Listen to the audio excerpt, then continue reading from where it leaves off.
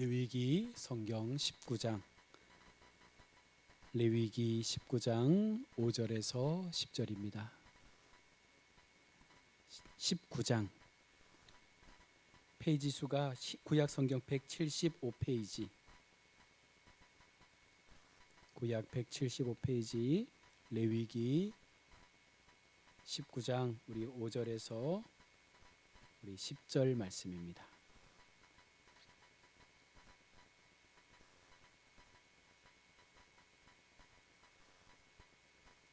레위기 19장 5절로 10절 한 절씩 교독하겠습니다. 너희는 화목 제물을 여호와께 드릴 때에 기쁘게 받으시도록 드리고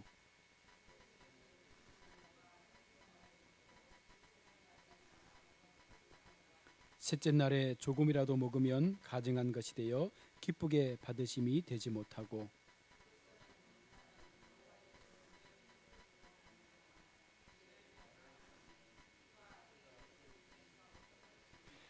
너희가 너희의 땅에서 곡식을 거둘 때에 너는 밭 모퉁이까지 다 거두지 말고 내 떨어진 이삭도 줍지 말며 포도원의 열매를 다 따지 말며 내 포도원에 떨어진 열매도 줍지 말고 가난한 사람과 거르민을 위하여 버려두라. 나는 너희의 하나님 여호와입니다. 아멘. 할렐루야. 레위기의 주제가 뭐라고 했습니까? 거룩이라고 했습니다. 계속해서 성경은 우리 가운데 이제 거룩을 요청하고 있는데요. 오늘 성경에는 이 거룩의 얼굴을 이제 말하고 있습니다. 이제 거룩이라는 것은 우리의 얼굴을 통해서 우리의 어떤 그 감정이 드러나는 것처럼 하나님의 거룩한 백성들의 삶도 그 거룩이라는 것은 어떤 보이지 않는 형체가 아니라 바로 믿는 사람들의 생활과 삶을 통해서 보여지는 얼굴이라고 말씀을 하고 있는 것입니다. 그래서 우리가 거룩하다라는 말을 할 때 내 삶 가운데 비춰지는 우리의 삶의 모습과 행위들이 타인으로부터 그 속에서 하나님의 거룩함이 보여질 때 진정으로 우리는 거룩한 삶을 살고 있다라고 이제 말할 수가 있는 것이죠. 자, 하나님께서 우리 가운데 거룩을 요구하실 때 과연 우리는 그 거룩한 삶을 나타내고 증거하며 보여주고 있습니까? 단순히 거룩하다라는 인식만 가지고 우리가 하나님 앞에 거룩한 백성으로 세워지는 것이 아니에요. 그러니 내가 진정으로 하나님의 거룩한 삶을 담기 위해서는 내가 하는 말과 행동과 걸음걸이와 또 모든 몸짓과 행동들 그 모든 것들이 하나님 보실 때 특별히 거룩한 삶이 되어야 하고 또한 믿지 않는 사람들이 보았을 때도 정말 저 사람은 예수님을 믿는 사람처럼 거룩해 보인다라고 하는 그와 같은 고백이 들려질 때 진정한 거룩의 삶을 사는 거예요. 그래서 예수님을 믿는 것이 쉽지만 어렵다고 말하는 게 바로 이 부분이거든요. 예수님을 믿으면 구원을 받기 때문에 사실은 참 예수 믿는 것이 쉬울 수 있지만 그러나 믿고 난 이후에 그 거룩을 지키는 삶이 사실 어렵다는 것입니다. 날마다 나 자신을 깨트려야 되고 날마다 말씀 앞에 나의 삶을 돌아봐야 되고 그 말씀이 나의 삶 가운데 얼마나 온전하게 적용되고 있는지를 살펴야 되고 그래서 내가 하나님 앞에 합당한 말씀에 그 원하는 바를 이루어 살아가고 있는지를 돌아볼 수 있는 그런 믿음들이 있어야 되는데 사실 우리가 그런 점검들을 잘 하고 있지 않다는 것이죠. 거룩의 말씀을 우리가 살필 때에 정말 하나님께서 특별한 하나님의 백성들, 구별된 백성들, 내가 거룩하니 너희도 거룩하라는 이 말씀처럼 우리는 하나님 앞에 거룩을 지켜야 될 그 사명을 가지고 살아가고 있는데 우리는 여러분 무엇으로 이 거룩한 삶의 표현을 얼굴로 나타내며 보여줄 수 있습니까? 여러분 우리가 교회를 다니니까 거룩한 사람들입니까? 아니잖아요. 내가 목사이기 때문에 장로이기 때문에 권사이기 때문에 우리가 집사이기 때문에 직분을 가져서 여러분 우리가 거룩하다라고 말할 수 있습니까? 그것도 아니죠. 우리의 거룩은 하나님께서 말씀하신 것을 우리가 따를 때 가능해지는 거예요. 다른 어떤 것은 없습니다. 아무리 우리가 무언가 의롭게 살아보려고 애를 써도 그 속에 하나님이 주시는 말씀이라는 그 진리 앞에서 내가 그것을 순종하지 않을 때에는 우리의 어떠한 것도 그것을 거룩으로 말할 수가 없는 것입니다. 그래서 우리는 날마다 말씀 앞에 나아가는 것이고 그 말씀 앞에서 우리가 거울을 보는 것처럼 나의 모습을 말씀에 견주어서 내가 말씀 앞에 바르게 세워져 있는지를 점검을 하셔야 된다는 것입니다. 여러분들은 얼마나 말씀의 거울 앞에 나 자신을 들여다보고 있습니까? 우리는 얼마나 하나님 앞에 이 거룩을 지키기 위해서 날마다의 삶을 통해서 내 마음이 하나님의 마음처럼 깨끗해지기를 바라면서 그렇게 말씀을 나의 마음 가운데 담기를 소망하며 그 믿음의 시간들을 달려가고 있습니까? 오늘 레위기에서 거룩에 대한 말씀을 하시면서 하나님께서 언급하신 제사가 바로 화목제의 제사입니다. 5가지의 제사 가운데 하나님께서 오늘 거룩한 삶을 말씀하시면서 화목제의 제사를 말씀하신 것은 이 5가지의 제사 중에서 하나님이 주도권을 가진 제사는 바로 화목제인데, 이 화목제는요 친교의 제사예요. 다른 4가지 제사는 내가 죽는 것이고 내가 희생되어지는 것이고 내가 나 자신을 버리는 것이요 내가 철저히 하나님 앞에 나의 삶을 죽은 자처럼 살아드리는 것이지만, 이 화목제의 제사는요 하나님과 같은 그 관계 속에서 교제하고 나누고 그 삶을 공유하는 제사가 바로 화목제라는 것입니다. 자, 그런데 하나님께서 오늘 이 거룩의 삶을 우리 가운데 요청하시면서 화목의 제사를 우리에게 말씀하시는 것은 하나님께서 우리와 뭐 하고 싶다는 거예요? 교제하고 싶다는 거예요. 하나님께서 우리와 참으로 사랑하는 관계로 계속해서 남기를 원하신다라는 그 마음이 바로 화목제의 제사 가운데 포함이 되어 있는 것입니다. 그래서 일방적으로 너희가 죽어라는 어떤 번제와 소제와 희생제의 제사가 아니라 하나님은 우리에게 동등한 입장으로 우리의 거룩을 너희가 지킬 것을 말씀하면서 나도 너희와 같은 좋은 관계로서 공평하게 우리의 관계를 계속적으로 이뤄갈 수 있는 신랑과 신부의 관계를 유지하기를 바라시는 하나님의 마음이 바로 이 친교의 제사 화목제 속에 담겨 있는 것입니다. 자, 그런데 이 화목제의 조건이 있어요. 뭐냐면 오늘 19장 5절의 말씀에 보시면 너희가 여호와께 화목제 희생을 드릴 때에 너희는 하나님께서 받으실 만한 것을 드려야 한다라고 오늘 성경 말씀하고 있거든요. 이것은 무슨 말씀이냐면 희생의 제사를 드릴 때 여기에서 하나님께서 받으실 만한 것이라는 것은 하나님의 마음에 들 수 있는 것을 드려야 한다는 거예요. 그러니까 우리가 무조건 다 드린다고 해서 하나님께서 받으시는 것이 아니라 하나님과의 좋은 관계가 이루어지기 위해서는 하나님께서 원하시는 바를 우리가 생각하고 그 원하시는 바에 합당하게 우리가 무언가를 행하고 드릴 수 있는 삶을 살 때 이것이 좋은 관계가 나타나는 하나의 모습이 되는 것이죠.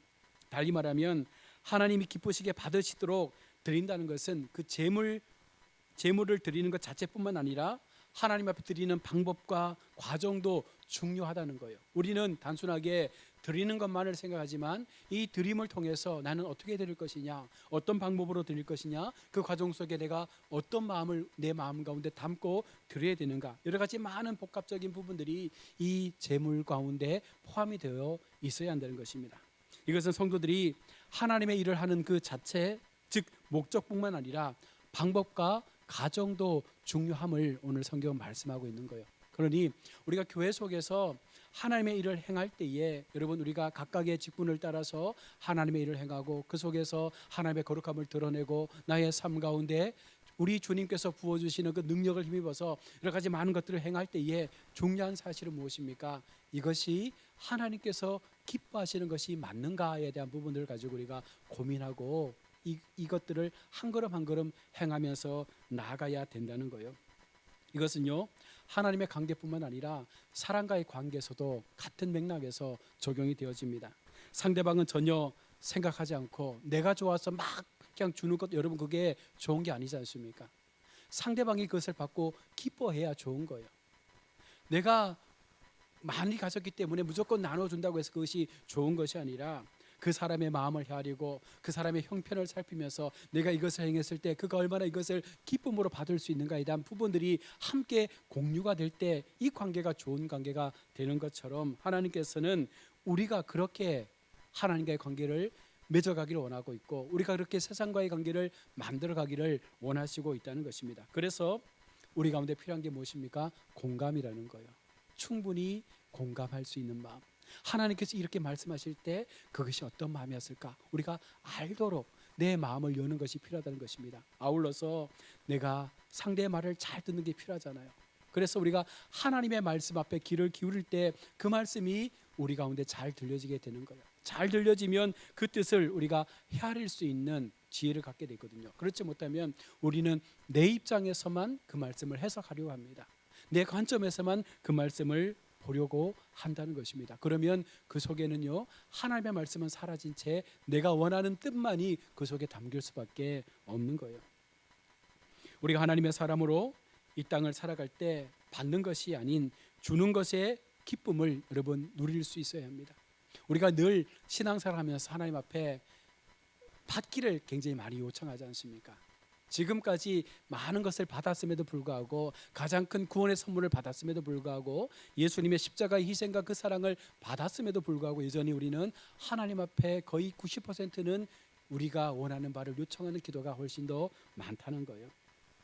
그 사람을 여러분 사랑하는 사람 마음만으로 충분히 행복할 수 있어야 되는데, 여러분 그 마음이 아니라 그것을 통해서 내게 무언가 돌아오기를 바라는 마음을 가지고 그렇게 우리가 인생을 살아갈 때가 많다는 것입니다.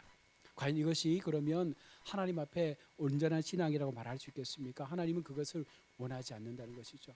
하나님의 거룩함이란 것은 정말로 나뿐만 아니라 상대도 행복할 수 있고, 아울러서 그에게 진정으로 필요한 것이 무엇인지를 헤아려 그렇게 나눌 수 있는 그런 믿음의 공동체가 이루어지게 될 때 그 공동체가 거룩한 공동체가 되어지는 것입니다. 한번 따라해 봅시다. 주님의 마음에 들도록 주님의 생각을 따라 주님의 사랑을 쫓아 매일 살겠습니다. 그렇게 사시겠어요? 네. 저희가 목회한 지 이제 벌써 한 30년 가까이 돼 가잖아요. 30년 살고 결혼한 지가 30년 됐네요. 30년을 살면서 이사를 한 14번 정도 한 것 같아요. 이제 부교육자니까 교회가 바뀔 때마다 이사를 해야 되고, 어떤 교회는 뭐 사택을 얻어 들어갔다가 또 사택을 새로 지어서 2번 이사는 그런 경우도 있었고, 그러다 보니까 한 14번, 15번에 이제 이사를 했는데, 이번에도 이사를 하면서 제 마음에 드는 생각이 어떤 마음이었냐면, 내가 왜 이러고 있나라는 마음이 드는 거예요. 문득. 이게 하나님의 마음은 아닐 거예요. 그죠? 내가 이렇게까지 할 필요가 있나? 내가 왜 이러고 있지? 내가 지금 뭐 하고 있는 거지? 이제 이런 마음이 문득 확 밀려오는 거예요.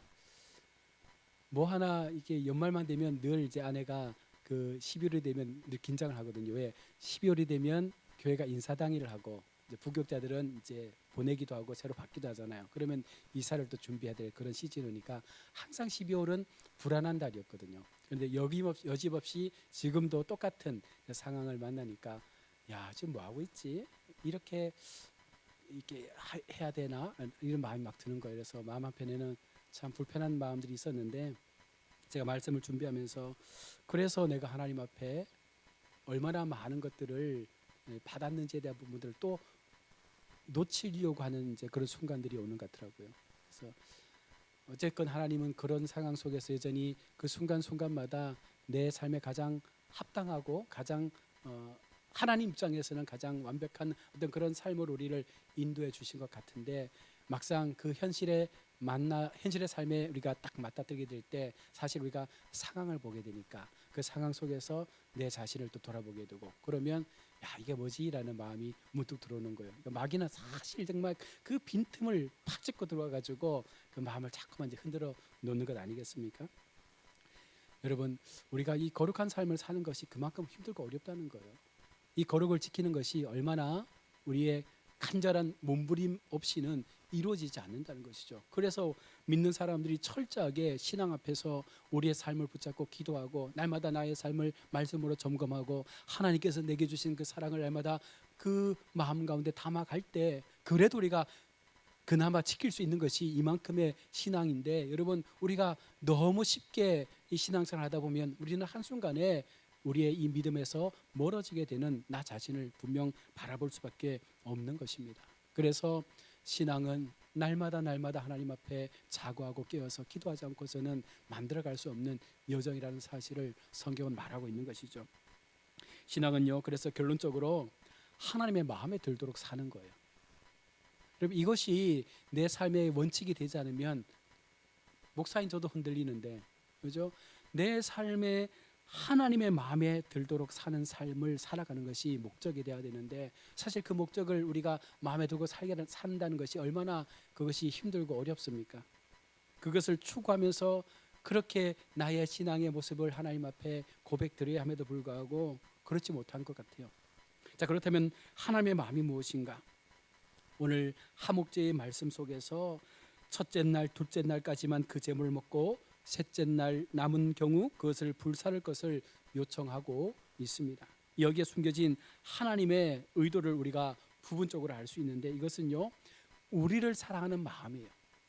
특별히 우리가 하나님 앞에 거룩한 존재로 세워졌을 때 더 건강하게, 더 복되게, 더 좋게 살아가기를 원하시는 하나님의 마음이 담겨 있는데, 오늘 6절로 7절 말씀에 너희는 그것을 드리는 날이나 그 다음 날에 그것을 먹어야 한다. 3일째 되는 날까지 남은 것은 불로 태워야 한다. 그것을 3일째 되는 날 먹었다면 그것은 가증한 것이라서 하나님께서 받지 않을 것이다 라고 성경은 말씀하고 있습니다. 여기서 가증한 것이라는 것은 두 가지의 의미가 있습니다. 하나님께서 기뻐하지 않는다, 이 말의 원초적인 뜻은 말씀에 대한 순종을 너희가 어겼기 때문에 그 3일 이후에 먹는 것은 가증한 것이 되는 거예요.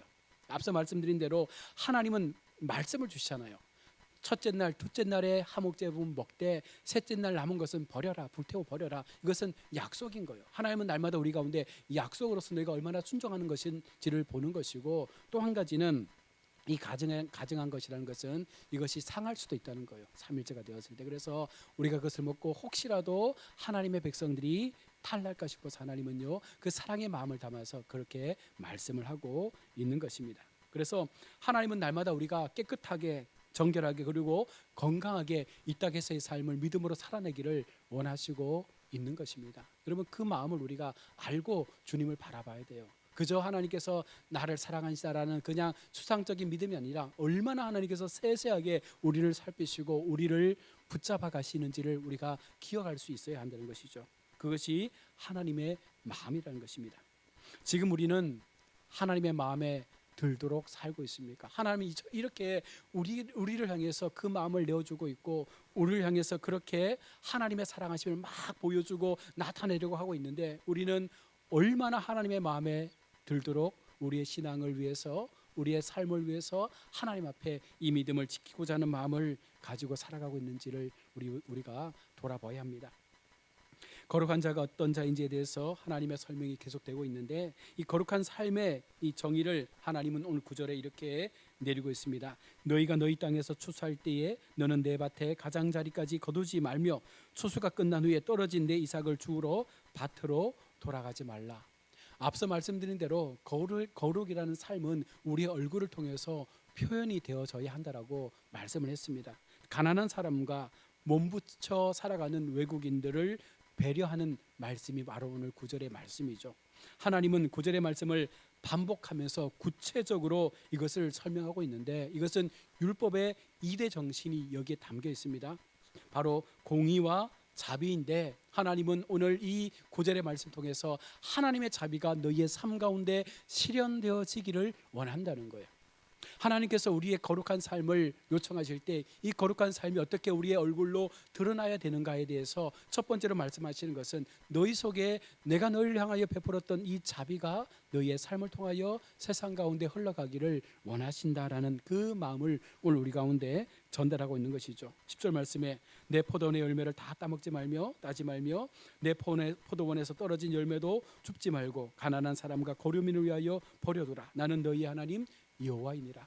하나님의 사랑과 하나님의 인애, 하나님의 이 자비는요, 결국은요, 나뿐만 아니라 나를 통해서 불거져 있는 수많은 사람들에게 동일하게 그 사랑이 흘러가서 그들 속에 조금이나마 하나님의 사랑이 전해지기를 원하시는 하나님의 그 마음이 이곳에 담겨 있는 것이죠. 하나님께서 요청하신 것은요, 우리의 의도적인 행위입니다.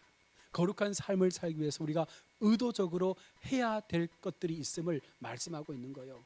우리가 고백하잖아요. 말로만 주여 주여 행하는 자가 하나님을 사랑하는 자가 아니다. 그 말 속에 반드시 행함이 따르는 성도가 진짜 하나님 앞에 거룩함을 위하여 살아가는 성도다라고 말씀을 하고 있는 것이죠.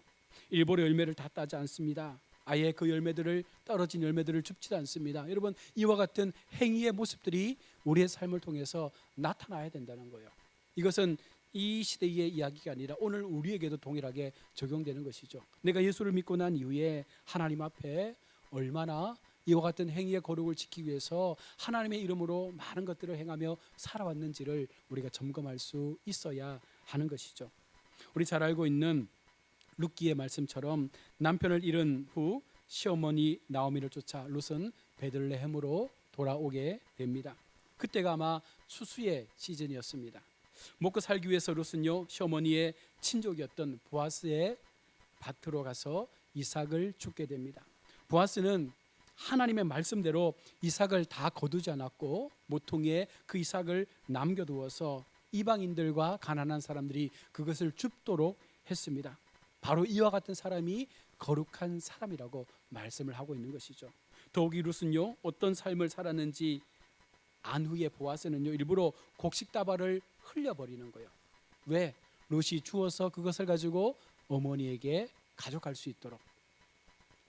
땅에 떨어진 것을 거두지 않는 것만으로도 훌륭한 삶인데 그가 거두었던 곡식다발 속에서 계속해서 그것을 바닥에 흘려놓는 것입니다. 왜?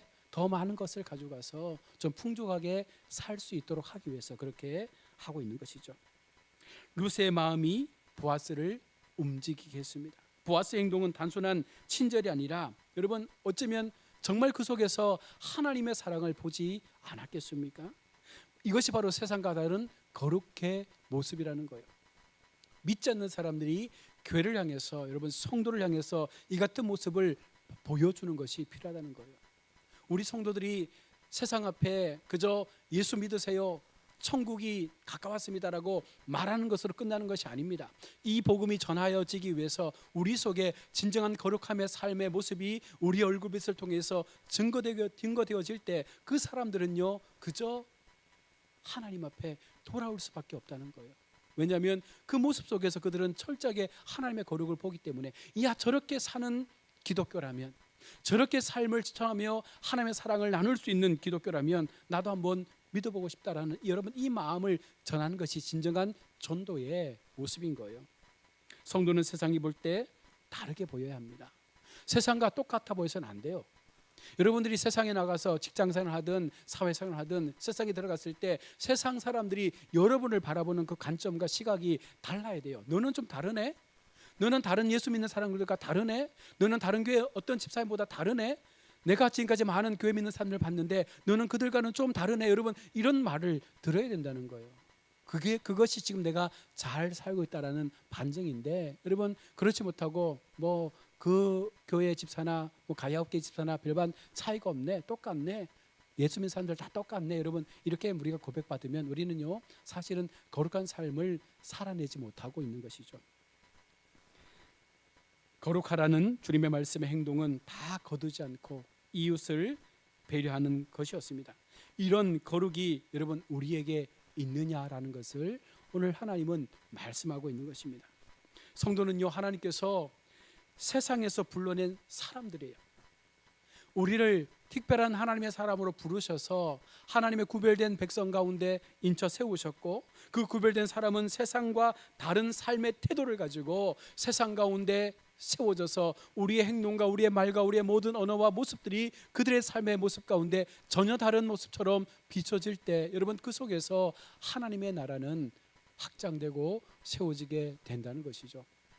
저도 그렇고 우리 교회 성도들이 모두가 우리 가야학교의 부흥을 간절히 원하십니다. 그런데 우리 교회가 부흥될 수 있는 방법, 우리 교회가 하나님 앞에 거룩함으로 더 든든하게 우리 가야학교를 세울 수 있는 방법이 어디에 있습니까? 나 자신의 철저한 변화가 있어야 된다는 거예요. 그 변화 앞에서 누군가를 여러분 생각하지 마세요. 누군가는 변하지 않는데 왜 내가 변해야 됩니까? 라는 말을 할 필요가 없는 거예요. 우리의 신앙은 하나님 앞에 1대1의 신앙이잖아요. 내가 하나님 앞에 어떤 자세로 서 있는지가 중요한 것이지 누구 권사가 누구 장로가 어떻게 신앙생활하는데 여러분 그런 말을 들을 필요가 없는 거예요. 중요한 것은 나 아닙니까? 나는 하나님 앞에 어떤 사람입니까? 나는 하나님 앞에 어떤 거룩의 모습을 가지고 살고 있습니까? 내 모습이 과연 가족 속에서, 우리 직장의 동료들 속에서 내 모습이 과연 거룩한 삶의 모습으로 그들 가운데 고백될 수 있을 만큼 내가 철저하게 하나님의 마음을 가지고 하나님의 뜻을 이루기 위해서 내가 이 믿음의 삶을 살아가고 있는지를 우리가 돌아볼 수 있는 마음을 가져야 된다는 거예요. 그 사랑이 우리의 삶을 통해서 보여지고 실천되어질 때 분명 교회 속에 더 많은 사람들이 몰려들게 될 것입니다. 왜냐하면 교회는 그렇게 소문이 나는 것이거든요. 교회들마다 각각의 특징이 있습니다. 어떤 교회는 성령의 능력이 강력해서 기도에 힘이 있는 교회, 어떤 교회는 말씀의 강단에 말씀이 좋아서 말씀이 풍성한 교회, 어떤 교회는 구제를 잘해서 많은 어떤 그 어려운 사람들을 도와주는 교회, 저마다의 교회들의 특징을 가지고 있지만 중요한 것은 무엇입니까? 내가 하나님 앞에, 나는 하나님 앞에 과연 어떤 모습으로 지금 비춰지고 있는지가 더욱더 중요한 거예요. 그래서 공동체는 연합되어져서 한 길을 가야 하지만, 그러나 그 이전에 우리의 개인의 신앙을 살필 때에는요, 철저하게 고립되어져서 나의 신앙을 객관적으로 볼 수 있는 영적인 마음을 가지고 우리의 거룩한 삶을 살피는 것이 더 중요하다는 사실이죠. 그래야만 교회는 힘을 발휘할 수가 있는 것입니다. 여러분, 오늘 하나님께서 우리 가운데 거룩의 얼굴을 말씀하실 때 가장 중요한 것은 하나님의 마음에 드는 우리의 신앙의 삶을 살아가고 있느냐를 말씀하는 거예요. 어느 누구도 아닙니다. 하나님의 마음에 우선적으로 들어야 되는 거예요. 내가 행하는, 내가 말하는, 내가 고백하는, 내가 예배하는 모든 그 삶의 모습 속에서 이것이 정말 하나님께서 원하시고 하나님께서 받으실 만한, 하나님께서 기뻐하실 만한 그 같은 믿음의 삶의 모습이 나의 삶을 통해서 드러날 때 이것이 진짜 하나님 나라의 거룩을 지켜가는 우리 성도의 모습이라고 성경 말씀합니다. 가끔씩 사람들을 만나면 이 사람들의 얼굴에요, 이 표현이 너무나 딱 드러나는 사람들 있잖아요. 나 화났어가 그냥 표현되는 사람이 있고, 내가 지금 하는 말에 대해서 기분 나빠 언짢아라고 하는 그런 얼굴의 표정들이 막 드러나는 경우들이 굉장히 많습니다. 그런데 우리 예수 믿는 분들은요, 사실은 그런 부분들도 우리 스스로가 좀 컨트롤 해주셔야 돼요.